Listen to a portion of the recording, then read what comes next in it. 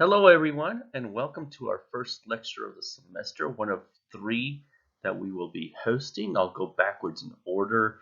Edgar Lopez from In Situ will be lecturing for us in November.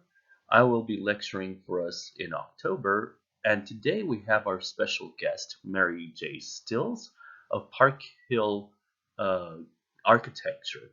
She's from El Paso, went to the University of New Mexico, came back, and has worked for a few firms in town, and is finally now a partner at Parkhill. And I'll let her explain all that when she comes up and speaks. But I do want to say that I met Mary at one of the firms that she worked for. We both worked in the same place for a while, and I won't say how long that's been, but let's say it's somewhere in the mid-90s. And she's just a very giving and wonderful person. And let's all give her a nice, warm welcome. And he devoted many years to teaching us architecture. So I owe a lot to him and inspiring me to keep moving through my career. When I give these talks, I think one of the biggest motivator for me is the students. It is essentially to do what was done to me, to motivate me to continue my career in architecture, that I hope to inspire a few of you to do the same. So I know a lot of you, as I was going around, your first and second year students, the projects that I work on, they might not be famous and known nationwide, but they're community projects. And there's nothing better than working on projects that are going to support your community. So I hope I keep it fun and lively, and I have a lot of project photos, so hopefully I don't bore you all to death. Today is very interestingly a very unique day for me. I work for Parkhill, as Emmanuel mentioned. I've been with them 14 years exactly today, so it's an anniversary date for me. And all the projects that I'm going to show you today are projects that I've worked on while at Parkhill. As you can see, it's a huge group of people. I have a lot of resources that I can count on. If I ever use the term I during my presentation, it's never really I, it's we. With my firm, it's multidisciplinary. We have now close to 500 people that work at Parkhill, previously known as Parkhill Smith and Cooper, or PSC. So I might slip and say that. We rebranded about a year ago, and so it's now just Parkhill. But we have in our office an umbrella, everything under an umbrella of architects, engineers, interior designers, landscape architects, mechanical, electrical, structural, you name it, we've got it, surveyors. And so it's really amazing to work in that manner.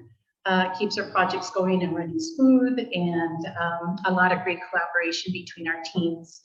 We have 10 offices across 3 states, which is Oklahoma, Texas, and New Mexico. So at Parkhill, I wear different hats, just for y'all to get to know me just a little bit better. Yes, I'm an architect. I'm a project manager. One of the reasons that I became an architect was to work on projects. And it's also a business, right? Architecture is also a business. So I'm also a studio leader. I manage a studio for higher education, where we focus a lot of our work, and my staff is scattered in different offices in Amarillo and in El Paso, Lubbock. So it's a lot of us collaborating together to get a lot of these higher ed projects done. I'm also a partner. I was very blessed a few years ago to be asked to be a partner at the firm. And so it's been one of my biggest accomplishments professionally.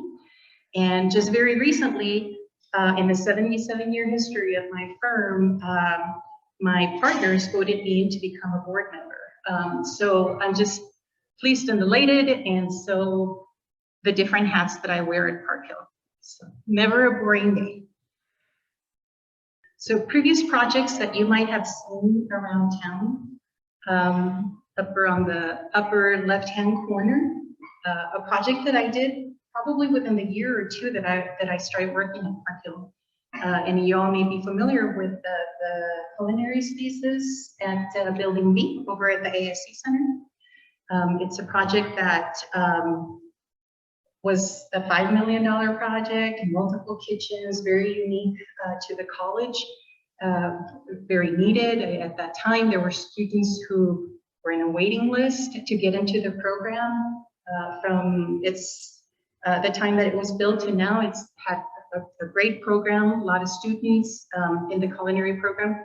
And I'm just very blessed to have been able to work on that project. The project on the right-hand side of that project is an elementary school in Abilene.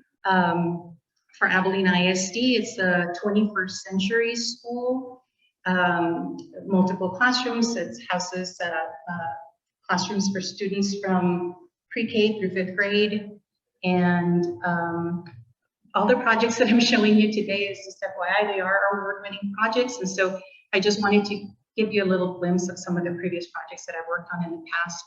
The one that you see in the middle on the left-hand side, I got the opportunity to be and lead the design efforts for Pebble Hills High School. That building in particular is the career and training center. We call it the CAPE building. And along with that project, there were multiple other facilities that were required because at one point, the 9th grade center, which was the project started off as a 9th grade center, they wanted to transition it to be a full-fledged high school. So in order to do that, they needed very specific spaces. And so during phase 4, which is where I got involved, we designed the gymnasiums, the performing arts center, multiple classrooms, and the CAPE building. And then on the left-hand side of that, it's an elementary school, Townley Elementary for EPISD, traditional classroom setting. And that too was one of the first projects that I worked on when I joined Parkhill. If anything, I think it was the first one. So that one goes way back with me. And then the bottom two, they're renderings. I don't know if everyone's familiar with Coronado High School. I had the opportunity also to work on that project and lead the design on the improvements for the classroom buildings. The one that you see on the bottom left-hand corner is like the main facade. There were 2 buildings that were on site that really had reached their peak of service. And so they have to be demolished and for us to build new. So if you can see a delineation in the middle of that elevation where you see like a main entrance with glass. They're first demolished one of the buildings, and currently that portion of the building is getting rebuilt. And then the next phase will be to demolish the other building, building B, and add the remaining portion of this. So it was a phased project. And then what you can see on the next picture on the bottom left-hand side, that's the behind the building, and that's the courtyard that was created for the students to have outdoor learning spaces, be able to hang out with their friends and just go out and study and read and do those type of activities. It was something that was really needed at this campus. It's a really big campus. And so another thing that we addressed during design of this project was just circulation throughout the campus. It was a little bit of a maze and there were small corridors everywhere. So by creating this nice outdoor courtyard, it created those transition between the different types of buildings, and at the same time gave the students really nice outdoor spaces. So these are just past projects. I wanted to just give you a little bit of a highlight of each of these. There's 3 projects that I wanted to talk to you about today. Each of these completely different projects.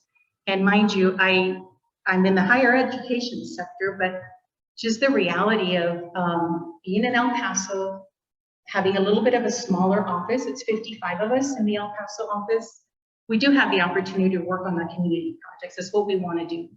And so the project on the left-hand side, and you all may be familiar with it, is the EPCC Rio Grande project that's ongoing right now, close to the end of completion for construction. It's academic spaces for their healthcare programs and a parking garage. The one in the middle, it's an advanced water purification facility for El Paso Water. And then the picture on the right, it's the City of El Paso Water Parks.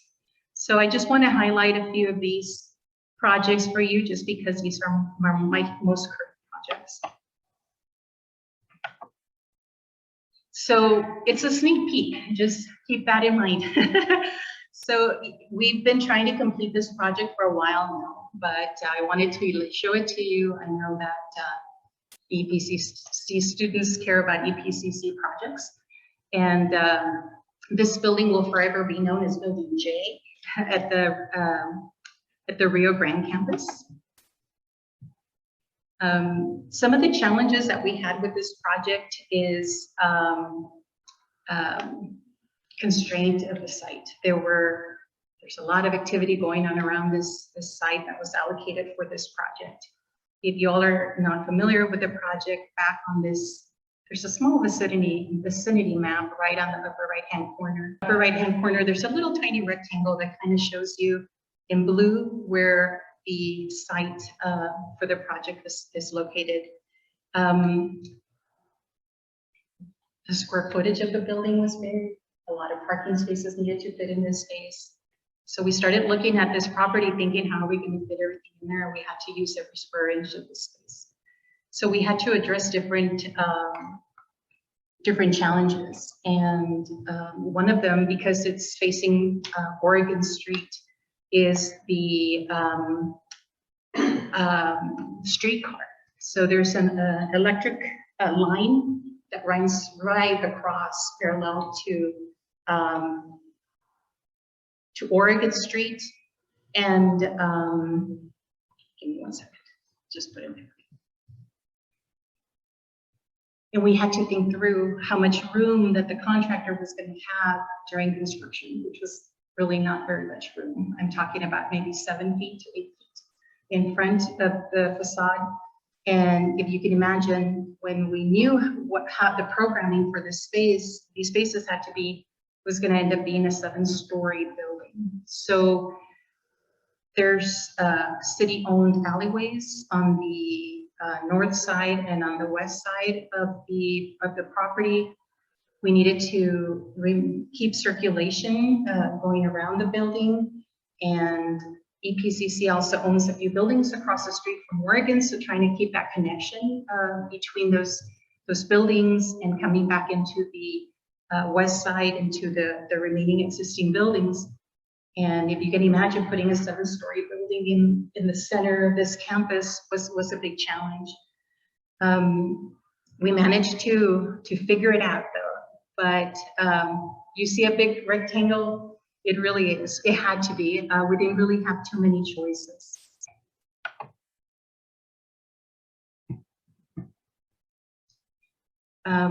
You see this graphic kind of showing you the 5 levels of parking spaces or parking levels towards the bottom. And then the 6th and 7th floors are the 2 floors with the academic classrooms and healthcare spaces. This is the 6th floor. I thought you might be able to see my cursor, so I'll see if I can try to walk you around. But this floor ended up being a little bit more of a general classroom level. And on the upper right-hand corner, there's a CT computer room that can be subdivided into 2 smaller rooms. We do up there also have a new program for the El Paso Community College, which is their cardiology program, part of their healthcare programs. And so on the left-hand side, you will see that it's kind of like a suite with exam rooms, classroom, and lab.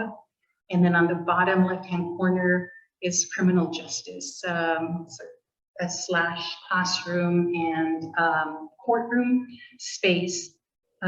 Because of the strictness of this plan, we had to create great circulation around it, and we tried really hard to keep all the student spaces at the core of the plan, just making those spaces a little bit more flexible and close to classrooms. It was one of the goals for EPCC to provide hangout spaces and just study spaces for the students. It's a thing now, obviously, for higher education, especially on campuses like this, where there's really not too many places that you can go to between classes. So we really wanted to focus a lot of our attention on creating some really great spaces for the students. The rest of the spaces, as you see in pink, are offices and also some, gosh, I'm losing my train of thought, I apologize, and some conference rooms. And then the rest of them are really more just typical classrooms and general classrooms. The 7th level now, that was a little bit more unique. So we have a lot of healthcare type spaces, radiology, if you all were not aware, and they're still there, they're in the basement of the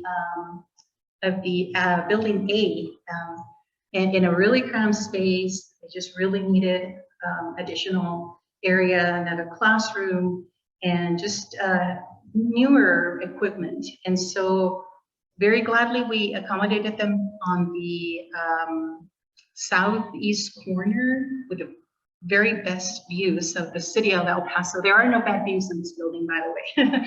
In the 6th and 7th levels, you look out and it's just plain amazing. But they're in the upper left-hand corner. And then as you come down towards the bottom right-hand corner, there's spaces for EMT, which is another very successful program for EPCC. Right next to it in the light blue is phlebotomy. They currently have a space already, but they're gonna end up being relocated to this building. And in the center area, you can see with the light blue gray, there's the student areas with some really neat private still glass, and there's a visual, but they're a little bit more private study spaces for the students. And then everything you see in yellow is, for me, it's super exciting. The nursing program, healthcare programs, they have simulation labs where they've got the mannequins. And so using these mannequins in the teaching and training was a big part of incorporating into this suite. So there's large labs, they mimic hospital settings. They're going to be equipped with like state-of-the-art equipment. And we also have individual smaller simulation labs. Each of those labs is dedicated to a specific scenario. For example, ER. So we've got an ER situation, we've got an ER simulation lab. We have cardio, we have labor and delivery. There's some multi-use type spaces as well, but they're very dedicated and thought through spaces. And so I'm really excited about that. We also have pharmacy in there, a lot of debrief rooms for the students. Every time they're learning a new lesson and their instructor has to talk to them, we provided the space and the infrastructure and IT accommodations for them to have those type of debrief sessions. And let me go to the next slide. When we first saw the project, you know, as architects, we always want to dream and think, oh, what can we do with this big box? We got to break it up a little bit, right? It's the fun part about being an architect. And so one of the first things we did was look at the building in a unique way and say, how can we just divide these planes, right? Have them move in across so that we can create that broken box and have it be attractive. So this building, again, was a little bit of a dream. It's a bit modern, but it was supposed to be kind of like the opposite of what we figured it needed to be. We already had our original concept, we already knew, but you always have to try to see, you know, if people are gonna like it, if it's something that they wanna do. And so this was one of the options we did present to EPCC. It just was too modern, right? Not for that college, not for that campus. So we moved to something that could be still modern, but scaled it back a little bit, trying to break that box again with different volume, different massing, trying to keep the materials a little bit more modern with some glass and louvers and mesh, wire mesh. So we got really excited about it, but again, yeah, still very modern. And so we had to remember always to be respectful to the context of your site. So we've got a historical neighborhood on one side, I think actually on 2 or 3 sides of the campus. And so we just had to be respectful of that. The way we chose to break up this box is subtle in nature, but I think we accomplished what we were going after. We really wanted to make sure that people could identify the front entrances of the buildings. And you can see by the very vertical elements there, that that kind of introduces you to that. There's something interesting happening here. This has to be the entrance to our building. We try to keep everything along the pedestrian level, more historic in nature. We had brick at that level. One of the interesting things is that we were looking for brick as to which one do we use for this building.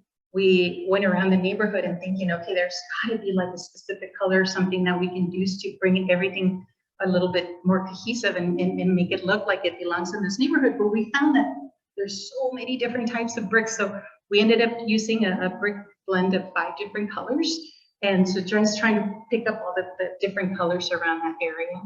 So again, when you're a pedestrian, as you're walking down the street, you're really not, because there's so much going on around it, you're really not going to look at the 7-story building.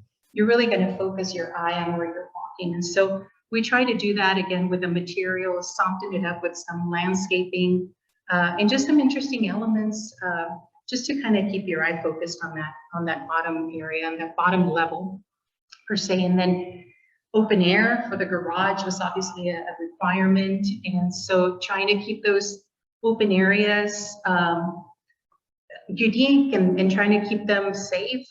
We just created guardrails to just kind of buffer and keep the building a little bit more linear.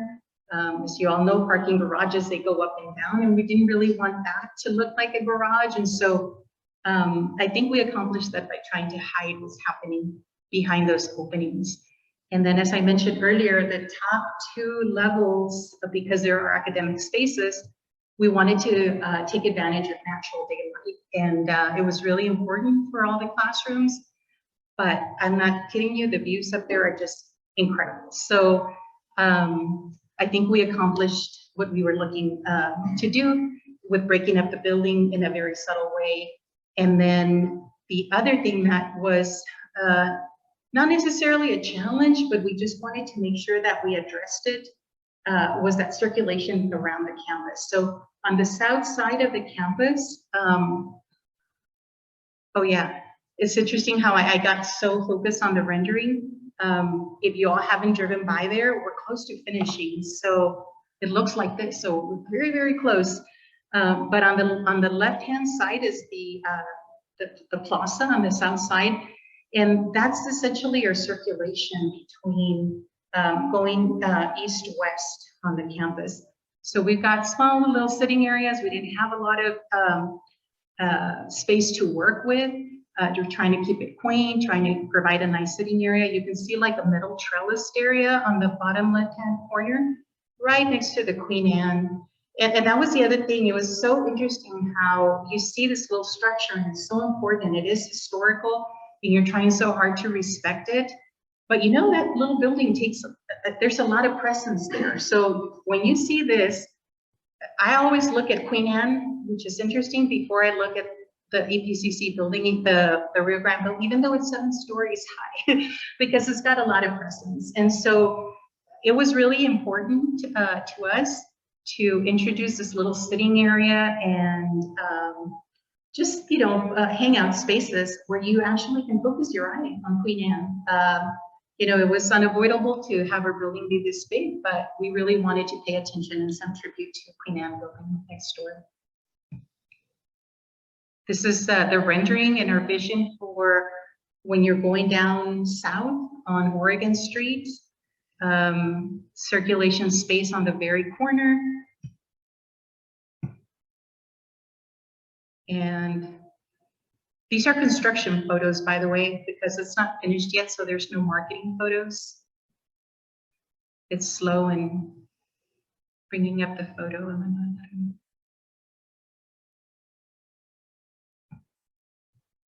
me try again.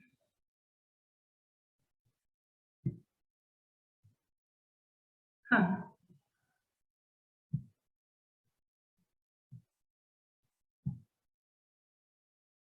Okay, well, it doesn't want to show us that image for some reason, so I'll just keep going. Looks very close to the rendering, by the way.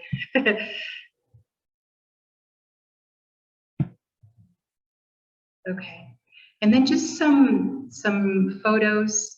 Again, in construction, as you can tell, but what you see in the photos, these were just taken this week. We're hoping to be substantially complete with construction in another month or so, and start bringing in furniture, which is going to make all the difference in the world.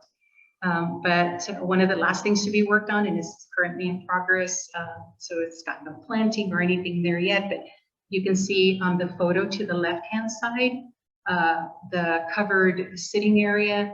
Up high, there's another one that's going to be at a lower level. And it's really very equal to the floor level to Queen Anne, as I can tell you that you end up some really neat line of sight to that building. So this became our access to the rest of the campus.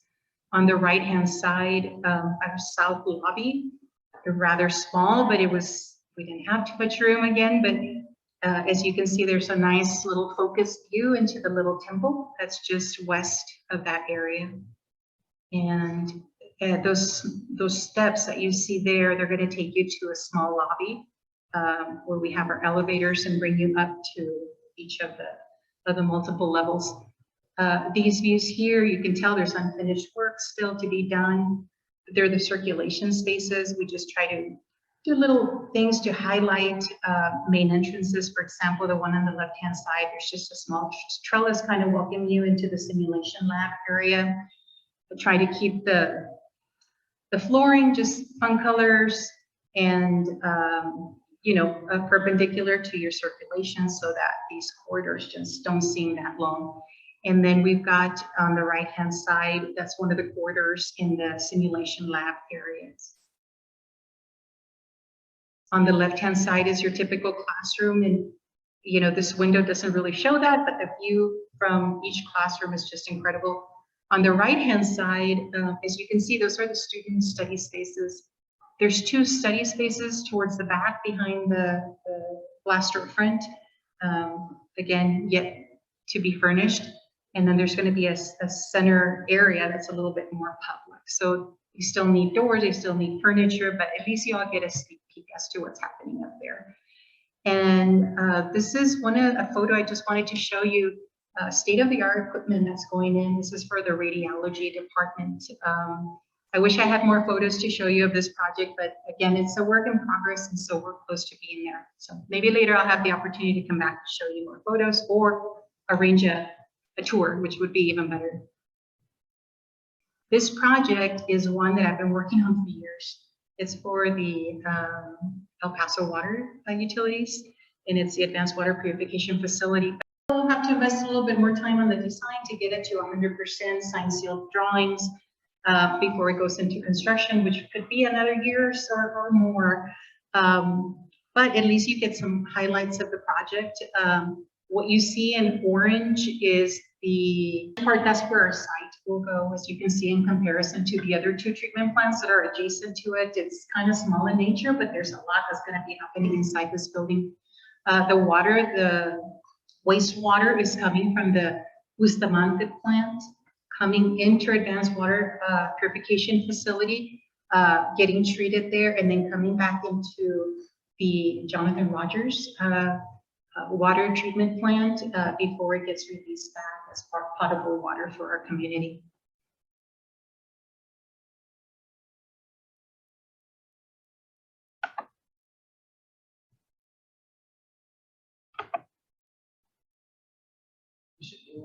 Yeah, I was going to say, okay. And here you can see in blue how much equipment there is to do this. As the video mentioned, it's a 4-step process of getting the water purified. And so, again, as an architect, it's humbling for me. I've worked with so many process engineers. I've yet to understand exactly the process and everything that goes on with all this equipment, because there's reverse osmosis and UV equipment and filtration equipment, and so skids and pumps and tanks, and I mean, there's just a lot. So our job was really to accommodate everything that was going on within the building. making sure that everything's well coordinated with our mechanical, electrical systems. And then the beauty of some of this is that El Paso Water wanted to have an educational space, a public spaces to invite our community to come in. It's going to be a gem in our community, really. And so the way we looked at the project is the process area along the back, as you can see, is huge, and there's a lot happening in there. We've got a smaller portion that you see kind of in the light green or light blue. That's the administration area, more private areas, but in the front, as you can see how they're investing a lot into this public space, right? As you come in, there's going to be a nice open multi-use area with seminar room. To the left is the educational corridor. And then they work with UTEP and other universities with a research lab to try teaching students and getting them familiar with how the labs and the process works. The concept for this building, we try to make it unique in nature and very dedicated, obviously, for what's happening in this facility.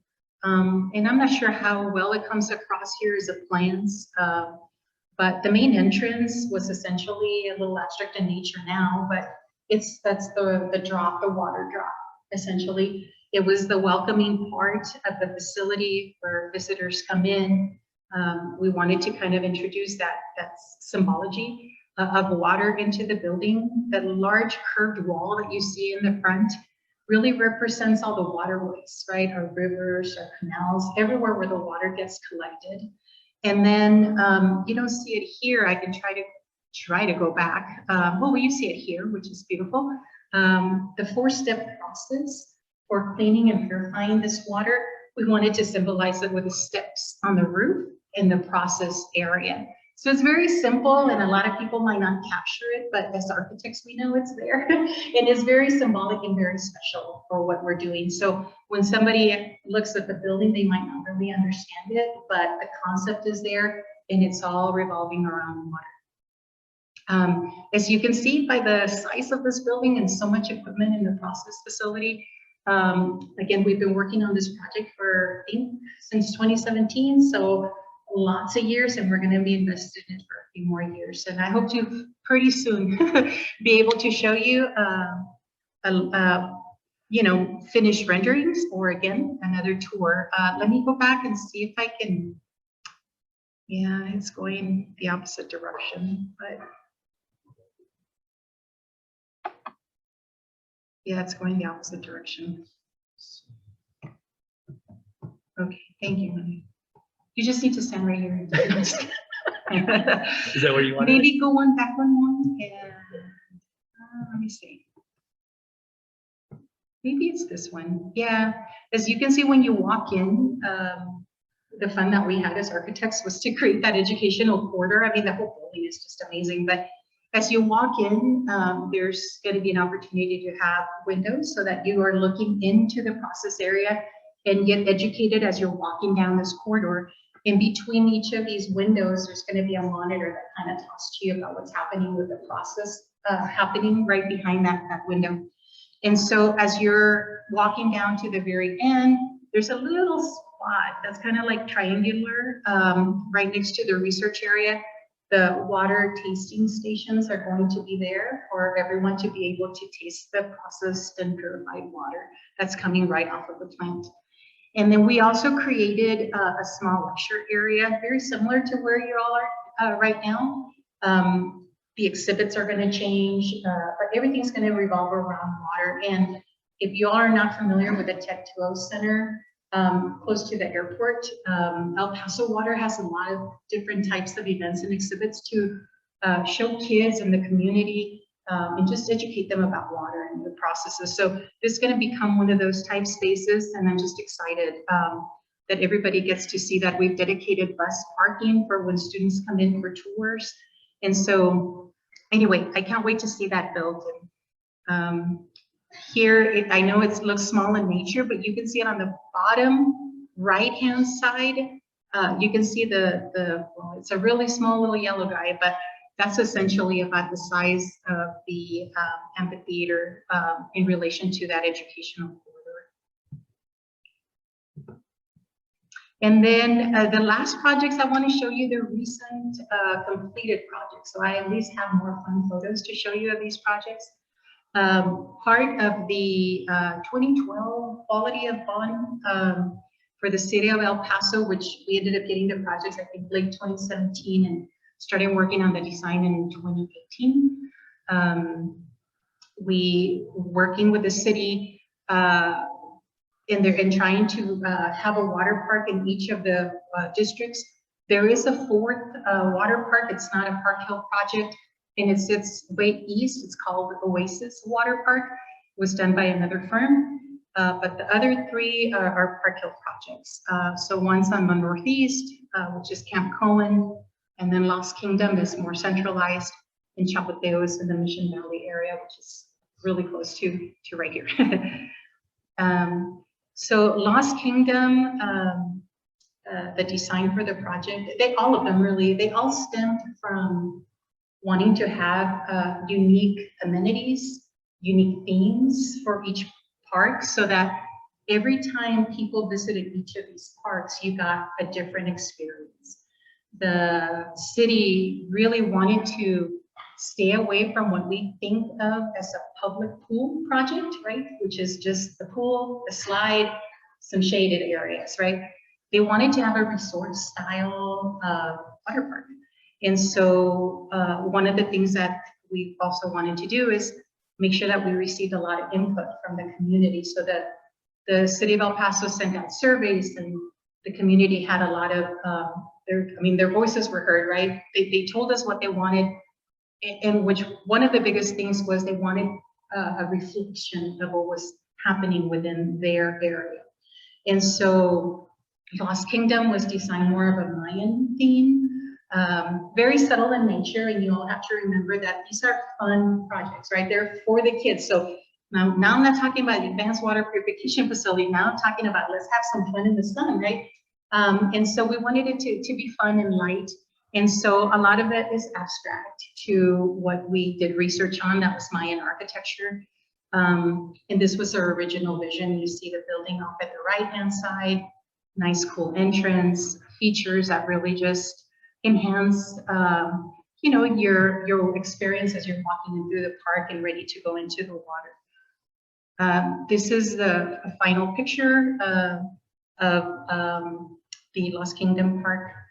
You can see parking lot over on the right-hand side, a lot of activity, a lot of going on, and I'll walk you through each of these spaces. But as we were designing the facility, we wanted to make sure that the building itself, which was really interesting because, Mayan architecture, it typically sits up high, right? It's like their temples that are sitting up in a high level. And so in this one, it might not seem, it's a little subtle, but we had a flood zone to work with. So it just coincidentally worked out that we had to raise our building a little bit higher than the rest of the water park. But we just try to mimic a nice, fun, Mayan temple. And then there was a lot of theming, right? We want to keep it light, we want to keep it fun, and when you all go to resorts, we wanted to try to tie a lot of the Mayan accents together into the project. And as you come in, you see that themed gated entry.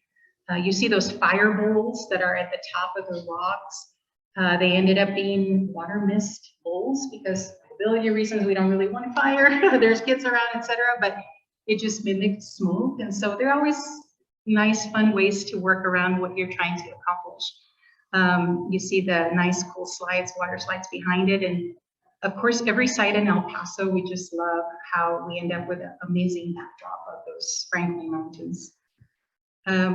This is, as soon as you walk into the water park, we created a small little ceremonial center. You see the Aztec calendar on the ground, created by these column elements that essentially sometimes columns, when there's nothing up above, it kind of guides your eyes up to the sky. And with Mayan architecture, there's a lot of elements that do that, right? You look up to the heavens. And so that's essentially a subtle little touch, but that's what we were intending to do there. Part of the project in public art is big for the city of El Paso, and it's typically like a small percentage of the whole project budget goes into public art. And for this park, it worked out beautifully. There's an artist that does limestone sculptures, and she calls them bench people. So I Google the kids, but she does really amazing work, and we were very lucky that she was the one that designed the public art, which was just ideal and perfect for our project. As you can see it kind of in the foreground. Bench people, because when you get there, you're able to sit down, it's a photo opportunity, and so they're scattered along the site. Towards the back, you see our building a little bit elevated. You can see reptiles along the greenscape, but we're just trying to keep it light and fun. Here's just a quick photo of the toddler pool. All the water parks really had the same amenities, at least the same basic amenities, which were a toddler pool, a lap pool, water slides, and a leisure pool. The leisure pool had a current channel. So all of them have those amenities, and what we were trying to do is to just keep them a little bit different and alike. Each one has an additional feature. So, and I'll walk you through what those were. Here's just a nice little photo of the toddler pool. This is a leisure pool. As you can see, they're dedicated and custom-made playground structures in the water. This water park had the family slide that you see to the left-hand side, and then you see the water slides along the back. Here's just another quick view of the water slides. And here's a view of the lap pool with the climbing wall on the right-hand side. The next project is Camp Cohen. This was our vision for Camp Cohen. Because it's so close to the mountains, we wanted to keep it close to nature. And when we think of nature, we think of camping, and so hence came the theme for Camp Cohen. Camp Cohen, if you can see it by the number 3 kind of centered, like where the panels are broken right along there. It's the first project of many in that area. So the city has master planned this, I'm trying to remember what they call it. It'll come to me. But it's part of just revitalizing this entire area for multi-use buildings, entertainment center. And if you all are not familiar, this is where the Cohen Stadium used to be, where the Outlaws used to play in that corner. So that stadium was demolished. This water park is just immediately east of that location. This is what the project looks like now. You can see the building over to the right-hand side. All the water features are on the left, and purposefully so that we can take advantage when people are outside looking at the mountains. This is the main entrance to the water park. Our building, it's kind of like a modern cabin feel. We used materials such as like a wood rain screen. We use corten steel, we use corten mesh. We wanted to keep, obviously the materials are durable, but kind of reminiscent of a modern cabin. You can see a little bit of the building towards the end. And the art piece for this one was water in motion is what it's called. And you can see it right here on the kind of centered on the left-hand side. A little bit more modern metal sculpture. And it just kind of worked really well in this space within the eating area. Here's just a shot of the little kiddie pool. You can see the amazing mountains. They never go away, they're always there.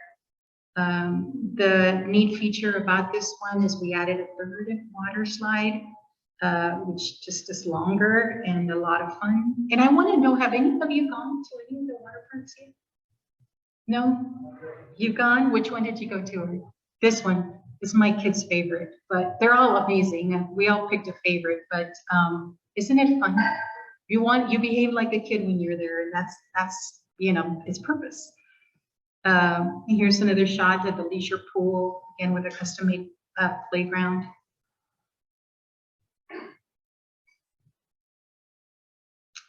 View of the lap pool, climbing wall over to the right-hand side. I'm not too sure, but yeah, here we go, Chapoteo. This is one of my favorites. It's just like fiesta style fun environment. And this was our vision. So we've got, hacienda style building, nice welcoming entrance, and all the water park features towards the back. It is located within the Lionel 40 park, really close by here. And so it's got an excellent backdrop with a lot of grass, and ties in super well to that area. So this is what it looks like now.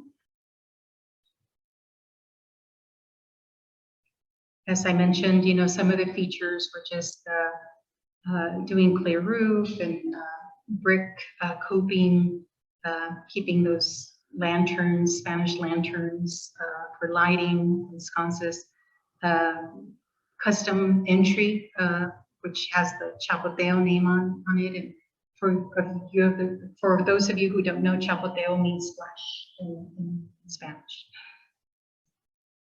Nice little fountain. This is what we call a mini Zócalo. For all of you who like Mexico, it's just a nice little area, gathering area upon the entrance. There's some covered pergolas with like papel picado, metal panels along the sides. The art feature for this project was the faldas that you see on the right-hand side. It's a metal sculpture, and it's just beautiful.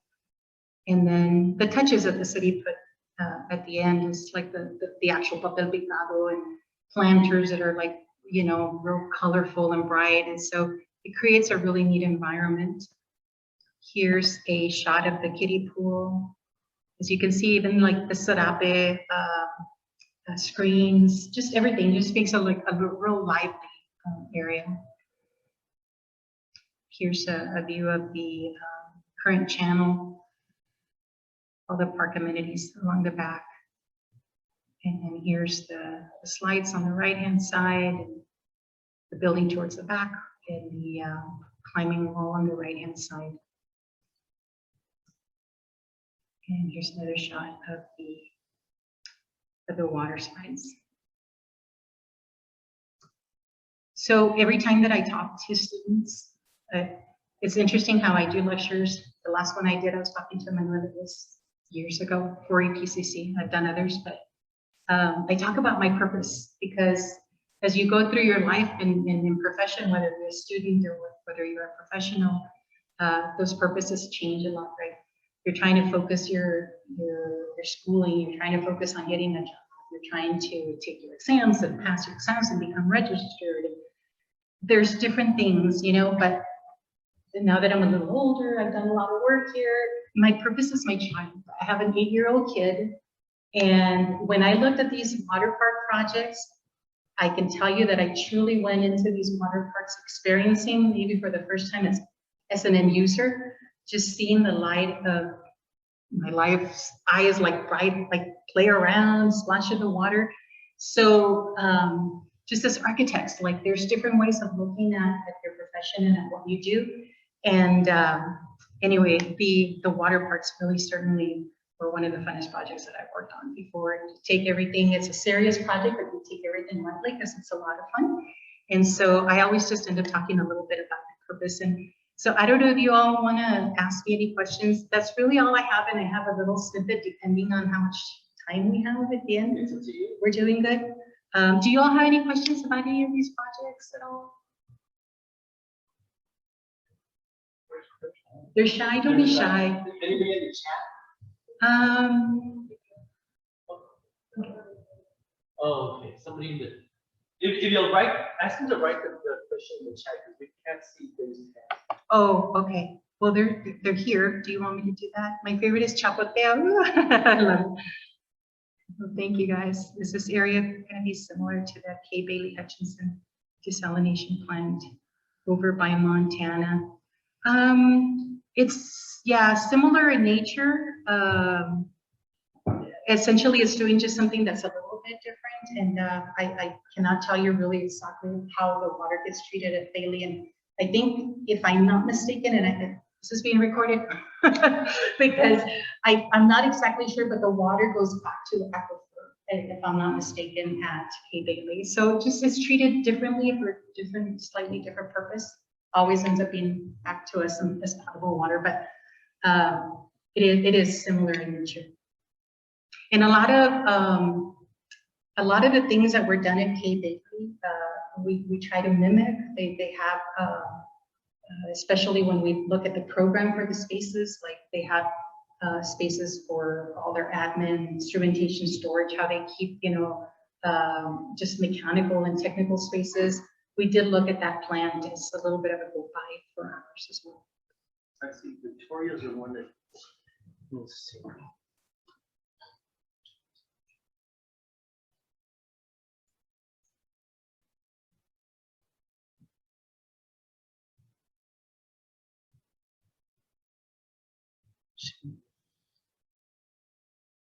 I don't know. Victoria, can you hear us?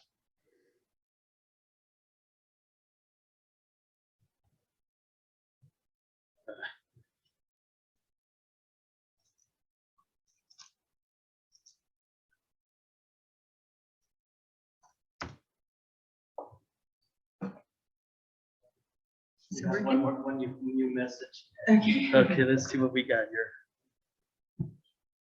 It's my first time doing hybrid too, so I'm like, oh, thank you, Manuel, for helping me. You're welcome. Do you wish the APCC Rio Grande could have been more modern as originally planned? Yeah, that's a great question. Yes and no. Yes and no. I think it would have stood out tremendously. I think it would have been like a unique building in its context. It would have really, it's kind of like when the GCU building was built over here along the freeway, and everybody could just not get used to it, right? It's now blended into our community. We get used to it. We know what it is and things like that. But I think it would have been the same thing. It would have been the talk of El Paso for a very long time. And I think it might have created some issues with the historic neighborhoods. So it's an awesome style. It's a great building, but I don't think it would have fit that context. So I'm essentially glad with what we did. It's a little bit more scaled back, and it just really fits, in that historical area. So. She's trying to unmute. Let's see. Go ahead and answer, and then I'll try to figure out how to unmute people. Whatever ideas you'd like to see contribute.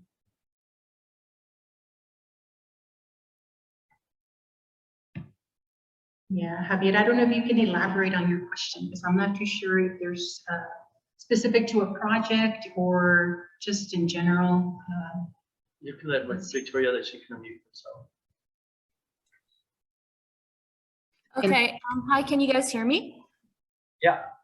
Okay, as MArc's student, I was actually interested in the Rio Grande campus, how you're working with when you said these different programs, as I'm working on a project in my studio right now pertaining to a community college, but what are the different ceiling heights? Like, I know it's a different standard, like the parking, and you have the radiology, the healthcare sciences, program, like that particular room, like the little the space between the ceilings and the floors, like what's the difference between the spaces for the mechanical equipment? I'm sure that it has to be a little bit deeper. You probably have to make more in that mechanical space between the ceilings and the next floor because of the equipment. Like, what is the difference between, for example, the radiology what's the difference for those areas like technology and other healthcare sciences, and that was my first question. Yeah, those are good questions. It's very interesting how when we looked at this building, and because there are healthcare scenarios, there's still simulation spaces, right? So the reality is that it's really not a hospital. So yeah, mechanical, electrical, we always have to look at those, obviously at those disciplines, but we had you know, some simulation type, well, I'm losing my train of thought again, but like condensed stairs. So we have like condensed stair pump and machine that are sitting on the 5th level below. So we had to accommodate for that. Most of the equipment, because the healthcare labs are on the 7th level, everything's on the roof. So it really helped accommodate that a lot better. So I'm not sure if that helps your question, but it was really just, yeah, it's a setting that simulates healthcare, but it's not essentially a hospital. So there's just a little bit, you know, yeah, more general type of spaces instead of so dedicated to those very specific mechanical systems that are required for a hospital. Does that help a little bit, Victoria? I don't know if I... Yes, ma'am, it does. And another question, another question pertaining to that is that when you were, what was the square footage for the medical and the health sciences you guys had to work with? Was the square footage like at least per occupants, square footage per occupant for the health sciences? I know that's like, it doesn't look that big, but I'm pretty sure that's a lot of space you guys are using. It's pretty interesting how much square footage were you guys required to use for that for the health sciences? Yeah, so it varies. The way we did it, because you can interpret code in many different ways. But when we looked at the building, really we looked at them as classroom spaces, and it's typically, I think, 50 square feet per person, depending on if it's a lab or if it's a classroom, because that number can go down significantly. For some of the areas, like on the 6th level, where we have a lot of offices, student spaces, etc. And because it is a building for El Paso Community College, which is a second year, essentially university, it can be looked at as a business. So we did a lot of it as business. And then whenever we had the classrooms and the labs, we had the occupancy set for those spaces. So it essentially gives us the opportunity to change depending on what rooms you're dealing with. And then we can just play with that occupancy to keep it as low as possible. On the 6th level, we ended up with an occupancy of higher than 500 people, if you can imagine that. And for that reason, we had to add a stairway C on the north side, so that on the 6th level, at least, where we had the required egress for those occupants. Again, they were over 500. And I think on the 7th level, even though there's a lot of labs, there's not a lot of general classrooms, which brings the occupancy a lot lower. And we didn't even have to take that extra stairwell to the 7th level. And this building, interestingly enough, not just really dealing with occupancy, but this building was inches away, and I'm not kidding you, inches away from being a high-rise, looked at as a high-rise building. So when you're interpreting the code, you got to read every line, because if it was a high-rise building, there were a lot of other parameters that we had to exercise for the project, and it would have cost the college a lot more money. So we kept that at a very specific height at the 6th level, which is all determined by how the fire department can come and rescue, right? So if they got their pumpers and they can put their ladders up against the building and they reach a certain point and they can get people out, then it's not high rise. And so it's just interesting, but it kind of worked out that way. So does that help a little bit, Victoria? I went in tangents. No, actually, thank you very much. Actually, I actually really like the answer you gave me. It actually helped me out a lot in my understanding, especially my studio project. Thank you so much, actually. Oh, you're welcome. You're welcome. Yeah, anybody else have other questions or comments? Yes. So it's still yes. So you get to add some of your ideas, like taking the water and stuff like that. Is that something you do it, or is that something that they actually do? Yeah, that's a great question. So for those of you who didn't hear it or are joining us virtually, the question was a lot of my ideas into the project, or is it from other people? As an example, the tasting station. There's so many people involved in this project, I will tell you, obviously from the owner side, from Carollo, which is the prime engineer, architects, we all collaborate and think of a lot of things to do, but El Paso Water had traveled to even outside of El Paso, and they've seen a tasting station. They brought back pictures and they were excited to add it, and we were thrilled, right? It's just essentially the little finishing touch about the whole purpose for this building. And so, yeah, that came from El Paso Water, and it's a request from them, but we were happy to add it. So, and then through COVID, you know, we had like, oh, we can have water fountains and we can have this. And in 2020, we're like, okay, we don't want to have like people touching stuff. So now let's rethink how we, you know, release this water and like non-touch stuff. And so we just are working through those details about how to present that final product. You mentioned how you were trying to break the big block. Mm-hmm. What's your first process? Well, when you look at a building and for me, it's always about its function, right? Like they're community projects. You all have to understand that budgets are really sometimes not allowing you to be as creative as you want to be. So you got to, you know, think creatively and how to accomplish what you really want, but also what the client can afford. And so we knew it was going to be a big box. Like it's unavoidable. Look at what we're working with. The 2 floors up on top, there's 65,000 square feet. And then everything else below is a parking structure. So you don't want to do anything crazy with the parking structure. It pretty much has to stay rectangular, right? So for us, it was like, is there an opportunity to create a little bit of an outdoor space? Even at the high level, right? Is there an opportunity to like skew a wall? And is there an opportunity to change materials? All those things come to your mind and you want to be able to accomplish that, but you know what? It's expensive to skew a wall. It's expensive to come out from the floor below. It's expensive to do a lot of things, especially at that height. So being very conscious of the construction, and as it is, it's been a big challenge. The contractors have had kind of a staging area in the west parking lot. There was a tower sitting there for, I think, over a year to bring materials. So you can just imagine building up in that level. And, you know, in El Paso, we don't do that often. It just really doesn't happen that often. We work with 1-story and maybe 2-story structures all the time. But 7 levels in such a constrained site, yeah, we had to keep it to a point where it could be buildable. And that was important. Somebody asked me the question.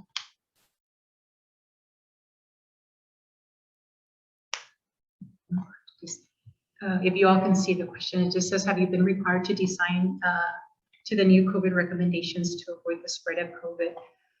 You know, as we practice now, a lot of the decisions that are being made as we move forward all deal with taking precautions with our mechanical systems and our filters and non-touch elements.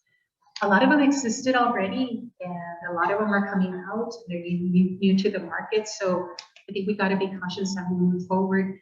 For us, we try really hard to implement something that we've done in the past so that we know that it works and that we can introduce it to a client, letting them know confidently that this is what's going to work. But a lot of the no-touch things we were already doing, automatic, you know, flushes for the toilets and the valves.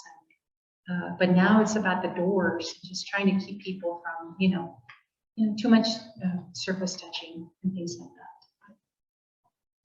Yeah, so, but that's what we've been doing. So, and then just quickly on this slide that I have right here, Helen. No, it's 7:22. Oh, I went over what I thought I was going to say. I talked about it. For community, one of the things that I was going to share with all of you, just for me, it's prideful to do projects for my community, and so just helping and doing things for others. It kind of always, it's like it works in circles, right? It always comes back to me. So as I meet people and we do different things with one another, I just try to join organizations that I really believe in. I encourage you all to do that as students, as professionals in your careers. Currently, I'm working, it's awesome, with Alex. We're just trying to, you know, help you guys out with you know, equipment and maybe scholarships. And we work with tech as well. Through the foundation, I'm the president of the Architectural Foundation. We also give scholarships to students who move on, and they have to be from El Paso, but they're in Austin, they're in Lubbock, and they're in all these different cities. And so we try to just be supportive. I just really always, when I talk to everyone, encourage everyone to do the same, because it's really rewarding. But does anybody else have any more questions? Are you ready to wrap it up? and start your weekend. All right. Well, thank you all for your time Thank tonight. you, I Mary. really do appreciate it. Thank you, Mary. Thank you so much for your time and everything that you did for us. Absolutely. And I'd like to thank everybody in the virtual audience as well for joining us. And of course, for those of you that are here, thank you again for joining us and being a part of this. And I'll see you again in October. We'll later post the date in which we have the lecture for October. In November, we do have Edgar Lopez from Institute Architects coming in. And at the moment, I don't remember the date exactly, but I do know it's early November. So keep us in mind, and we have everything that you need posted on Facebook and our Instagram page as well. All right, thank you very much, and I'll see you all next time. Thank you. Thank you, Professor Moreno. Thank you, guys. Thank you.